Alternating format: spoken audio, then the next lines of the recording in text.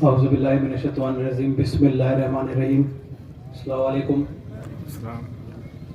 यहाँ पर उपस्थित सभी हजरात, दूर दूर से आए सभी बुजुर्ग नौजवान साथी, सम्मानित मंच साथियों, जैसा कि मेरी चर्चा हुई थी अभी 10 से 15 दिन पहले की, इस तरह के जो हमारा सामाजिक जो बुराइयां चल रही हैं उसको लेकर के महापंचायत का आयोजन चौपानगी में किया जा रहा है, तो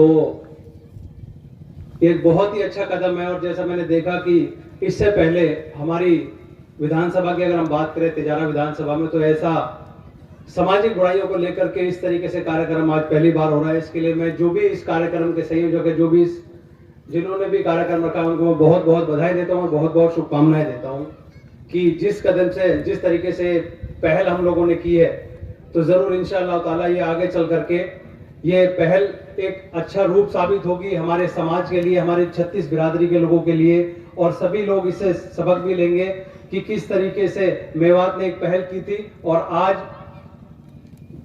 थोड़े टाइम बाद चल करके बुराइयां पर कुछ जो बुराइयां थी वो कुछ खत्म हुई।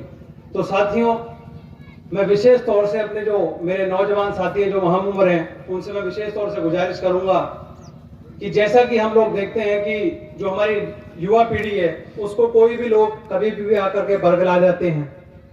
वो जैसे अभी आपने कुछ दिन पहले देखा होगा, एक वीडियो गेम चलता था बहुत ज्यादा, PUBG, तो मैं देखता था मेरे कई युवा साथी उसमें वीडियो गेम में लगे हुए हैं, PUBG में अपना पूरा टाइम वीडियो गेम में दे रहे हैं, माँ बाप का कहना नहीं मानते हैं, अपने जो मौलाना साहब होते हैं, जैसे गुरु होते हैं, उनकी तरफ ध्यान नहीं देते हैं, पढ़ाई लिखाई में ध्यान कम है, बेरोजगारी आप देखो कि मेवात में कितनी बढ़ती जा रही है। तो इसका मैं यही सोचता था कि इसका कारण क्या है कि जो हमारा युवा भटक रहा है, जो हमारा युवा हमारा समझ नहीं पा रहा कि हमारा जो आगे चल करके भविष्य है उसको हम लोग कैसे सुधारें, हम कैसे इस चीज को कंट्रोल करें और कैसे हमारा जो मेवात है वो तरक्की के रास्ते पे आएगा। तो मैंने बहुत सोचा, जितनी मेरी समझ थी मैंने उसी से दिमाग लगाया। आपने ध्यान दिया होगा, मेरे सभी साथी से मैं कहूंगा कि आपने ध्यान दिया होगा कि जितने भी युवा साथी हैं उसमें से मुझे लगता है 10% या 15%, बुरा मत मानना, 10 या 15% ही ऐसे मेरे भाई होंगे जो 5 वक्त की नमाज पढ़ते होंगे। तो मेरे साथियों, सबसे पहले तो जैसे अभी मौलाना साहब ने सारी चीजें बताई कि हमारे नबी ने नबी ने कुरान की आयतों को जो पढ़ा, जो उसका बखान किया, जो हमारे अल्लाह ने हमें जो रास्ता बताया, उस रास्ते को चल करके हमारे नबी ने जिस तरीके से हमको आयतें बताई हैं, तो एटलीस्ट जब तक हमारा युवा उन चीजों को देखेगा नहीं, उन चीजों को अमल में नहीं लाएगा, इस्लाम क्या है, सबसे पहले इस्लाम के अंदर दाखिल होना बहुत जरूरी है। जब तक अगर हम अपने आप को इस्लाम के अंदर दाखिल नहीं करेंगे, जब तक हम कैसे उस मुकाम तक पहुंच सकते हैं जहां हमें पहुंचना है। जितनी भी आज सामाजिक बुराइयां हैं, आप एक बार कुरान और हदीस अगर ढंग से पढ़ो तो आपको ये पता लग जाएगा कि अगर मैं किसी, जैसे कि आप सभी जानते हैं कि मैं थोड़ा सा राजनीतिक उससे आता हूं, अगर मैं किसी अपने राजनीतिक प्रतिद्वंदी की भी अगर बुराई करता हूं तो वो भी गुनाह है। अगर हदीस की बात करी जाए, हमें उसकी भी बुराई करने का, कहने का मतलब हक नहीं है। तो ये छोटी छोटी बातें जब तक हमारा युवा समझेगा नहीं, जब तक हम 5 वक्त की नमाज नहीं पढ़ेंगे। आप देखो आज छोटे छोटे लोग कैसे हम लोगों को धर्म के नाम पे बांट देते हैं, जिन लोगों की कोई हैसियत नहीं है आप लोगों के सामने, वो आकर के आपको बरगला जाते हैं। कोई बिल्कुल छोटे से छोटा आदमी भी आज जाकर के भी, मैं कल परसों एक वीडियो देख रहा था, उसमें दीवार के ऊपर लगा हुआ था कि भाई यहाँ पर मुसलमानों का प्रवेश वर्जित है, इस तरीके से वो कोई हिंदू युवा वाहिनी करके कुछ वो लोग बात छोड़ रहे थे। तो इन लोगों की हिम्मत कहां से आती है? इन लोगों की हिम्मत ऐसे आती है क्योंकि हम आपस में एक नहीं है, हम आपस में भी बटे हुए हैं। अगर हम लोग इकट्ठे रहें, एक रहें, तो इंशाअल्लाह ताला मैं आपसे ये वादा करता हूं कि कोई भी ताकत हमें झुका नहीं सकती, क्योंकि ये जो सर है, ये सर हमारा हजरत मोहम्मद मुस्तफा सल्लल्लाहु अलैहि वसल्लम की उम्मत में जो सर झुकता है उसको ना कोई झुका सकता है ना दबा सकता है मेरे साथ। तो ये चीजें हमारे युवा को देखनी पड़ेगी, कैसे हम लोग अपने माँ बाप के सपनों को पूरा करेंगे।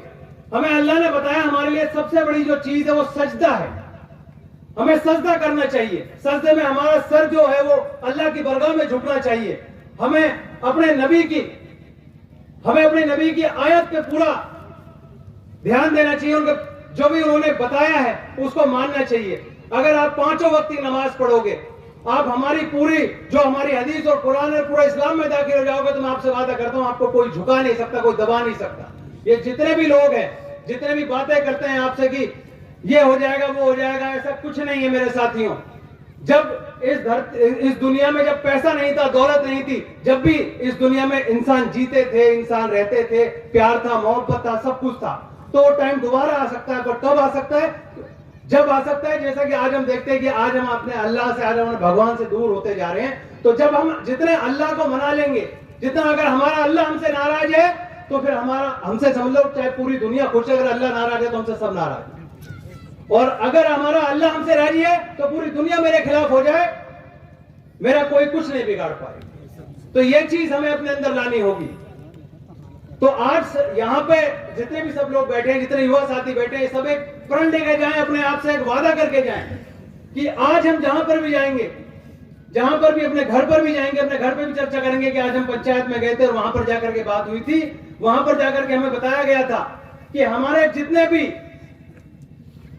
हमारी जो भी हदीस है, कुरान है, हम उसके अंदर पूरे दाखिल होंगे, हम पूरा पढ़ेंगे, अपने दीन को मानेंगे, इस्लाम के अंदर पूरा दाखिल होंगे। जितनी भी समाजी बुराई है, जैसे भी साहब ने बताया शराब पीना, ये तो कहने का मतलब जुबान पे नाम भी नहीं आना चाहिए, तो बहुत हराम की चीज है। हमारे लिए जो चीज हराम है उसका तो नाम भी लेना नहीं चाहिए हमको।